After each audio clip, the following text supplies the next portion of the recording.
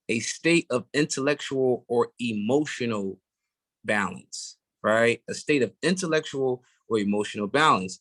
Or B, a state of adjustment between opposing or divergent influences or elements. But I like the one that says a state of intellectual or emotional balance. So he's saying that this suffering due to impotence or weakness is rooted in the very fact that the human equilibrium or their intellectual, right, balance has been disturbed. And why has that been disturbed? Because intellectual activity or creativity is not promoted in the banking concept of education.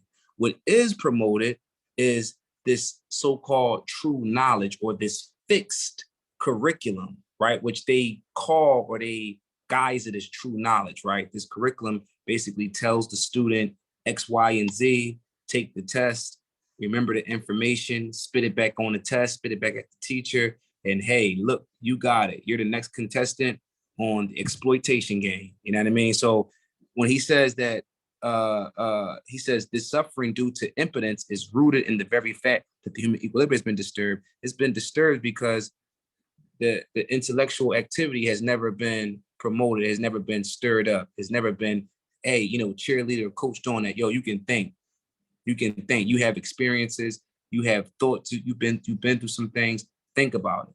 You know what I mean? Be creative. You know what I mean? Express yourself. In other words, they had a song called Express Yourself, express yourself. But that's not really promoted in the main concept of education, especially when we talk about the schools, right? The institutions, I would call them institutions of oppression, but these schools that teach us their curriculums, they don't basically encourage you to bring your intellectual activity to its fullness, right? It says, but the ability to act which causes anguish also, let me read that again. It says, but the inability to act which causes people anguish also causes them to reject their impotence by attempting to restore their capacity to act. Again, but the inability to act. So the inability to act, which causes people's anguish, also causes them to reject their impotence or to reject their weakness by attempting to restore their capacity to act. And he asks the questions. He says, but can they and how? One way is to submit to and identify with the person or group having power. By this symbolic participation in another person's life, men have the illusion of acting, when in reality, they only submit to and become part of those who act. Populist manifestations perhaps best exemplify this type of behavior by the oppressed, who by identifying with charismatic leaders come to feel that they themselves are active and effective. The rebellion they express as they emerge in the historical process, that's what I was mentioning earlier. The historical process is this revolution, is this desire for liberation and freedom.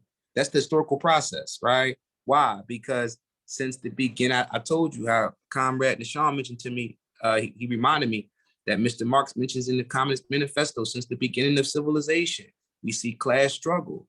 So this liberation from class struggles, from divisions, from oppression, right? This liberation, this global liberation, right? Or this desire towards freedom, or we call it egalitarianism, right? We learned that word in school.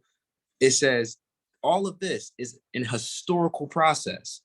It says the rebellion they express as they emerge in the historical process, as they go in towards, as they go into this road to liberation, right, is motivated by that desire to act effectively. That brings me back to Sister Sue's thought, where she was talking about critical thinking and what do we do next? Well, once when we critically think, right, as Sister Sue had mentioned, right, and once when we educate, and by educating ourselves, especially with the revolutionaries, we can start to kind of fix our thoughts more better, especially using dialectical method of reasoning, especially using analysis, right, and critical thinking. Once when we start to use all of these different tools, these instruments, right, then we can effectively, right, we can effectively take what we've learned and put it into action and praxis, right? But we first need to do what?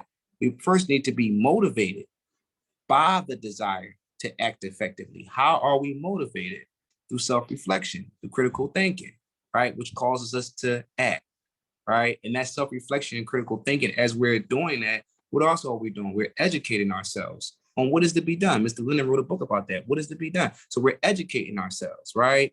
Through this critical thinking, through this self-reflection. And once when we do that, we'll start to have this desire to act effectively.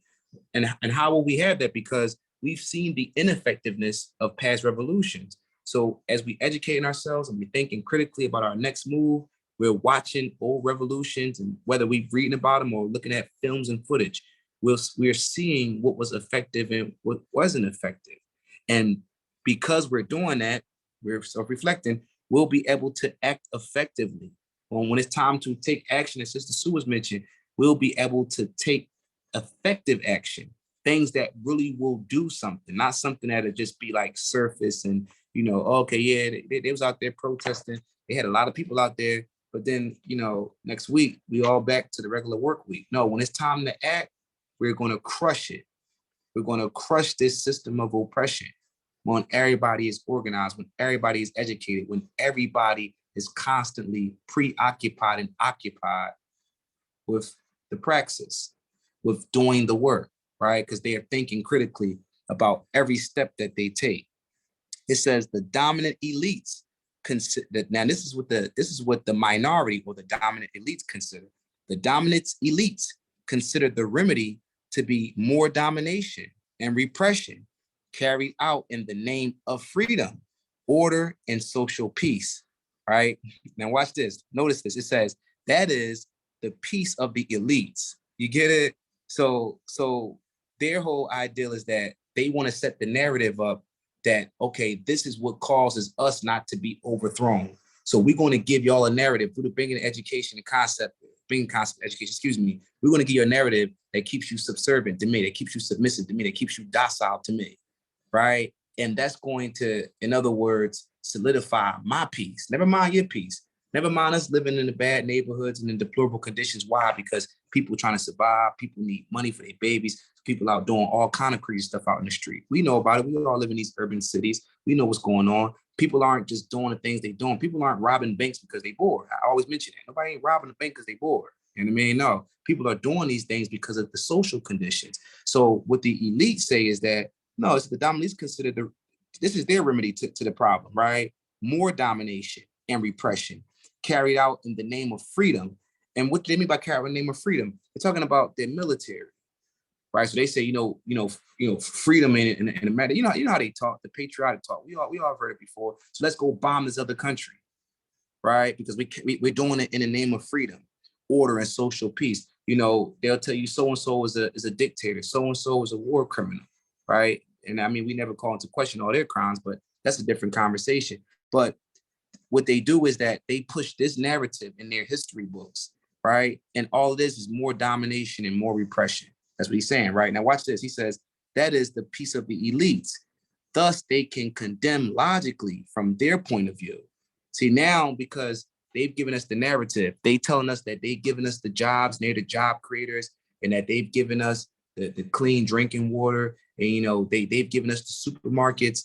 They can condemn logically. Notice what he says, from their point of view, the violence of a strike by workers. See how they call it the violence of a strike by workers? He says, and can call upon the state in the same breath to use violence in putting down the strike. So once when they paint the narrative that they're the good guys, they're the job creators, they're the ones that keep the economy flowing, they the one that keep the lights on, right? It's their efforts, it's their courage that got us all these creature comforts. Once when they instill that in us through the banking concept education from 1st grade to 12th grade, once when we see men and women strike, or like Sister Sue mentioned, once when we see people like Fidel Castro, when they go and tear these men's land apart or cut these men off from the land of the living, they can logically defend themselves.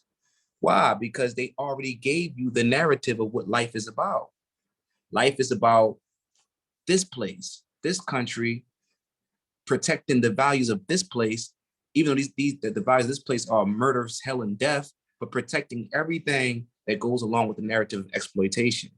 So when it comes time for anybody to reject exploitation or to fight against or stand against oppression, they come in with their violence, or they come in against the strike, right? They call it against the strike, against the movement. They come in against it and they use violence, and nobody says nothing. Nobody even consider it. Nobody laid it to heart. Why? Because you've been programmed. Your purpose is the aristocratic class's purposes, which is to pursue profit, which is to live your life. Forget about everybody else. It's about you and your family, not about the next man, not about the next woman. No, it's all about you, you, you. We call it the self-autonomy. The self-autonomy, self. So this is what they teach us in the banking concept of education, along with their curriculum, right? I'm gonna keep going. It says, call upon the state in the same breath to use violence and putting down a strike. Education, watch this, education as the exercise of domination stimulates the credulity of students. And credulity, I had that word up real quick. I know a lot of us might know what it is. I didn't, so I just looked it up. I'm gonna get it real quick.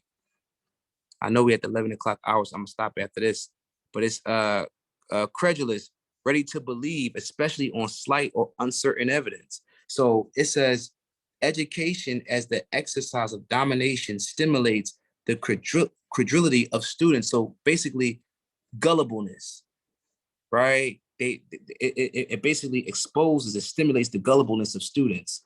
And it says, with the ideological intent, often not perceived by educators, right, of indoctrinating them to adapt to the world of oppression. This accusation is not made in the naive hope that the dominant elites will thereby simply abandon the practice. Its objective is to call the attention of true humanists to the fact that they cannot use banking education methods in the pursuit of liberation. And why? Because the banking education concept only gives you a curriculum. It doesn't promote critical thinking. It doesn't promote creative thinking. It doesn't promote intellectual activity. No, it stifles that actually. And it gives you the narrative, and either you're going to play along with the narrative or you're not. And if you don't play along with the narrative, well, we all know what the repercussions of that is, right? So it says its objective is to call the attention of true humanists or true leaders or true educators, true teachers, right, to the fact that they cannot use banking educational methods in the pursuit of liberation, right? In the pursuit of the pedagogy of the oppressed, this liberating teaching, this liberating method of teaching. We can't use that banking education. We got to use pedagogy, which is dialogue, communication, right? That's what we have to use. It's the pedagogy.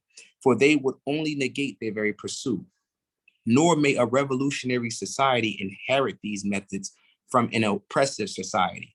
The revolutionary society which practices banking education is either misguided or mistrusting of people. Wow, that goes back into the teacher can't think for the students. The teacher has to let the student think for themselves.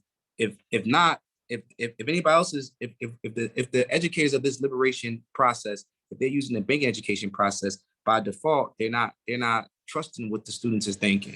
And that's why he says they're either misguided or mistrusting the people. Mistrusting what people? The students. In either event, it is threatened by the specter of reaction.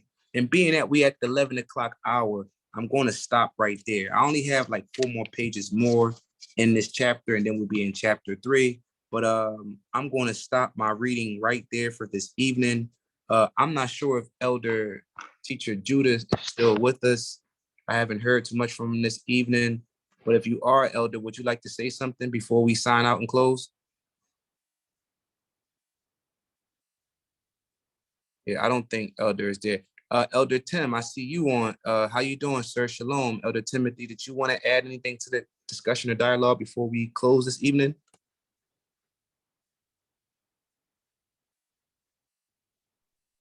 Shalom. No, I just want to say I really enjoyed the conversation. I was at home talking to my children and everything. I had it on my phone and I was making dinner and everything. But I really enjoyed the dialogue, especially Sister Sue's testimony.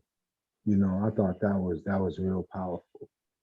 And also, when I first when I first started listening, I know one thing you brought out was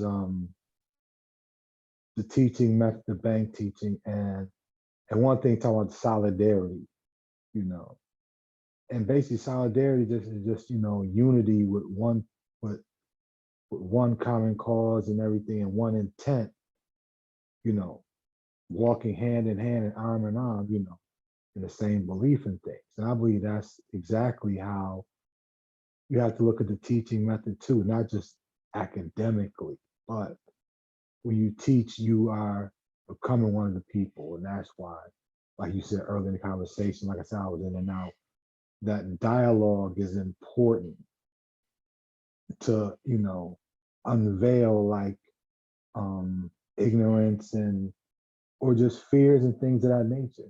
Because we all teachers in some sort of manner. We all step to the podium. And that's where the dialogue comes from. So you know where people are and where they are and where they are not. And that goes back and forth to help reinforce one another in all things as we walk towards the same goal. So I caught that earlier, but like I said, I was in and out, but I really, really enjoy the dialogue between you, Brother Keith, Sister Sue, you know, I really enjoyed it and I yield. Oh man, thank you, Elder Tim. Thank you, Elder Tim. I appreciate that, sir. Thank you. You know, I've learned so much from you and Elder Judah, man. And, you know, words couldn't express enough gratitude. So I appreciate you being here, sir. I know you was telling me before, you know, it's a lot on Thursdays you be working. So man, even your presence alone, just listening, it means a lot, man. I appreciate that, sir.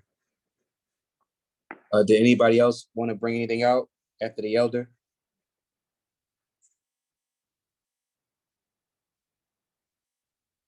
Okay, well, no worries. I guess we'll sign off for this evening. Through the grace of God, we'll be back next Thursday around the same time, 8:30, 8:40, to finish our reading. Not reading the book, but just the chapter, chapter 2. And in the following week, or maybe next week, we'll turn it over to a new reader, a new comrade that'll bring their information and their insights towards chapter 3. Next week when we come on, I'll have the pages lined up again as far as the anniversary edition and the paperback edition. So individuals who are reading along with us online or wherever they might find themselves reading, they can follow along and they won't be lost in the dialogue or lost in the reading itself. But without further ado, I'm going to sign off. I want to say shalom to each and every one of you that was on this evening. I appreciate the participation and attendance. I mean, it's always encouraging to have people come in. I love how Octus comes in, man, because that's what I'm used to. You know what I mean? We all from the neighborhood, so I'm used to when we talking like, oh, I want to say this. I mean, that's just how I grew up. So I like that. I used to always see my dad and my uncles. That's how they would all get down and talk. Like even if they was arguing, they was cutting each other off, and yeah, it's just because it makes it exciting. Because you know when a person has to bring out a point and make a point.